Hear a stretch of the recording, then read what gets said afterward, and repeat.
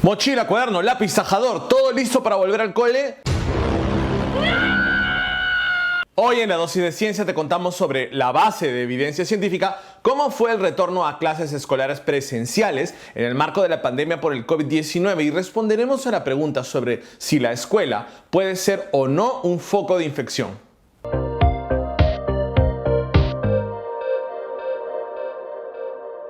El Perú llega tarde al reinicio de clases presenciales en colegios a nivel mundial, pero al menos eso nos permite conocer cómo les fue a otros países en este proceso y si esto impactará en la aparición de nuevos casos de la enfermedad. Si bien hubo naciones como Suecia que prácticamente no cerraron sus escuelas, hablaremos en este programa básicamente de la experiencia en el Reino Unido y en los Estados Unidos, países que suspendieron clases y las retomaron con una serie de protocolos de bioseguridad, en algunos casos similares a los que veremos en los centros educativos peruanos en unas semanas. Sabemos bien que la mortalidad por COVID-19 en niños es baja, con 0.4% del total de fallecimientos a nivel global, pero también que las tasas de transmisión de los niños son similares a las de los adultos. De hecho, un estudio de la Escuela de Medicina de Harvard, publicado en noviembre último, afirma que si bien los menores sufren en su mayoría de casos asintomáticos o suaves de la infección, ello no impide que puedan ser altamente contagiosos, tanto como un adulto. De ahí la importancia de revisar la literatura disponible para saber qué riesgos y cuidados considerar en este retorno a clases. El Reino Unido optó por reabrir parcialmente las escuelas preescolares y algunas primarias y secundarias en junio de 2020, con distanciamiento físico y tamizaje, así como con protección personal para los cuerpos docentes. De acuerdo con un artículo publicado en Science en noviembre último, el monitoreo del Public Health England, el PHE, registró muy pocas infecciones y brotes escolares durante las primeras 6 semanas del reinicio de clases en 2020. La mayoría de los casos afectaron a profesores, en ese momento sin vacunación aún, y la transmisión fue limitada entre estudiantes. ¿Y el profe? ¿Ese siempre es la víctima? No. Las tasas de positividad de anticuerpos contra el SARS-CoV-2 fueron similares en los estudiantes y el personal y comparables con la cero prevalencia de la comunidad local. Esto es, en los colegios se enfermaban tanto como en las comunidades en donde estaban estos colegios. Como era de esperarse, el estudio halló que el riesgo de infección y brotes de SARS-CoV-2 en entornos educativos se correlaciona fuertemente con las tasas de infección de la comunidad local. Esto es, a más casos en una localidad, más casos en una escuela y no al revés.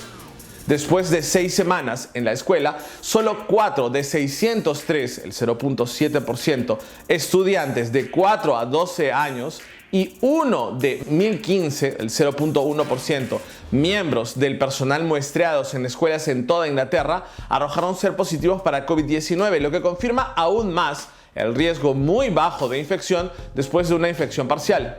Si bien esto ocurría a mediados del 2020, ya sé que tu corazoncito conspiranoico, el que cree en la sopa de murciélago y en las vacunas 5G, está pensando en que en noviembre de ese mismo año el Reino Unido volvió a una cuarentena férrea debido a un aumento de casos. Pero te cuento que las escuelas en ese momento también permanecieron abiertas. En ese contexto se observó que los casos disminuyeron primero en adultos y luego en los niños que continuaron asistiendo a la educación a tiempo completo. De hecho, la vigilancia del PHE en el Reino Unido encontró que la mayoría de las escuelas no experimentaron brotes y que cuando ocurrieron, más de la mitad lograron extenderse a tan solo 2 casos antes de poder ser controlados. La data del Reino Unido se condice con la de los Estados Unidos. Un estudio realizado entre agosto y octubre de 2020, publicado en abril de 2021 por la revista Pediatrics, arroja tasas muy bajas de infecciones secundarias dentro de las instalaciones educativas en las escuelas de niños de entre 5 a 18 años. En Carolina del Norte, por ejemplo, la vigilancia de 11 distritos escolares con más de 90,000 estudiantes y personal que asistieron a clases presenciales durante 9 semanas en ese lapso de tiempo, encontró 773 infecciones por SARS-CoV-2 adquiridas en la comunidad. no en el colegio, mientras que el rastreo de contactos encontró solo 32 infecciones adicionales adquiridas sí dentro de la escuela. Que la infección y los brotes se darán en colegios es innegable debido a una combinación de factores como la ventilación, el distanciamiento, el uso adecuado de equipos de protección personal, pero también en función a las tasas de infección de la comunidad, las tasas de tamizaje, así como el monitoreo y el aislamiento de los casos de riesgo por contacto con pacientes confirmados. No obstante, es en este punto donde volvemos a mirar el efecto positivo y concreto de las vacunas. De acuerdo con estimaciones a enero de este año del MINSA, 90% de hospitalizados por COVID, 85% de casos de UCI por este mal y 95% de muertes por el virus no tenían una sola dosis de la vacuna.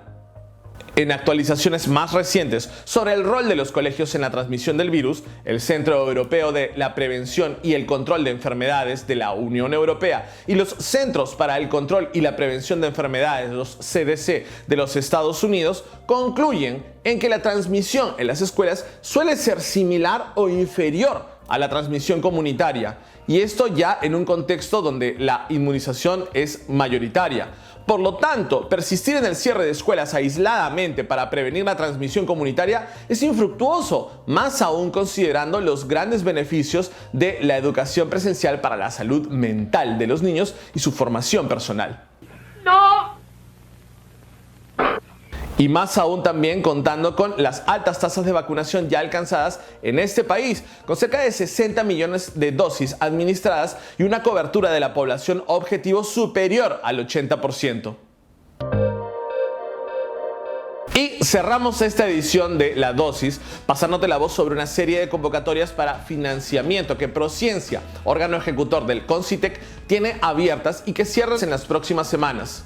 Primero está la convocatoria de Proyectos de Investigación Básica 2022-1, con cierre al 22 de marzo y que apunta a generar nuevo conocimiento científico a través de trabajos experimentales o teóricos para explicar fenómenos y hechos observables. Contamos también con la convocatoria Proyectos de Desarrollo Tecnológico 2022-4, que cierra el 29 de marzo y busca resultados y o validación del conocimiento científico a través de un producto viable o prueba de concepto. Se suma la convocatoria de Registro de Patentes PCT 2022, que cierra el 31 de marzo y apunta a incrementar la protección de la propiedad intelectual y gestión tecnológica de los resultados de CTI. Además, tenemos la convocatoria de Proyectos de Investigación Aplicada 2022-2, que cierra el 9 de abril y busca impulsar investigaciones y tecnologías que respondan a las necesidades de la sociedad y los sectores productivos del país.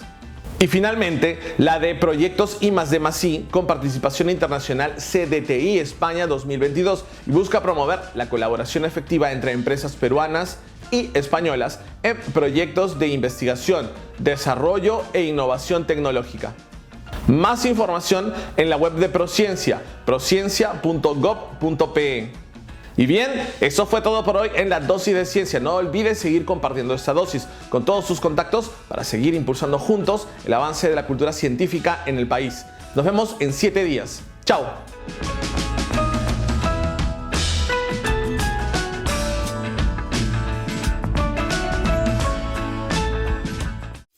Siempre con el pueblo. Gobierno del Perú.